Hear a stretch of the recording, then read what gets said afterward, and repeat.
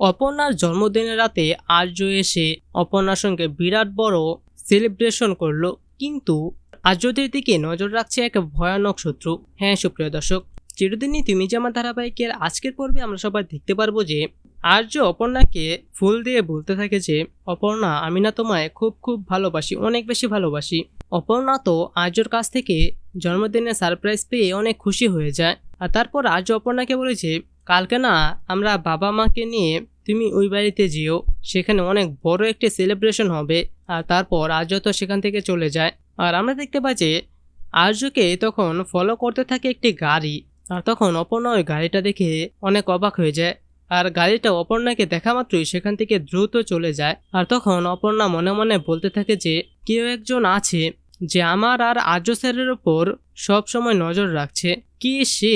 আমাকে যে করেই হোক খুঁজে বের করতেই হবে। তো সুপ্রিয় দর্শক, কি মনে হয় আপনাদের, কে সেই লোক বা কেই বা আর্যদের ওপর নজর রাখছে? এটা কি সেই মহিলাটি যে মেঘরাজকে পাঠিয়েছিল আর্য এবং অপর্ণার ক্ষতি করার জন্য? আপনাদের কি মনে হয়? এ নিয়ে আপনাদের মূল্যবান মতামতটি নিচে কমেন্টে জানিয়ে দিন। এবং এরকমই প্রতিদিনের সব আপডেট সবার আগে পেতে চাইলে এখনই আমাদের এই চ্যানেলটিকে সাবস্ক্রাইব করে দিন। ধন্যবাদ সবাইকে।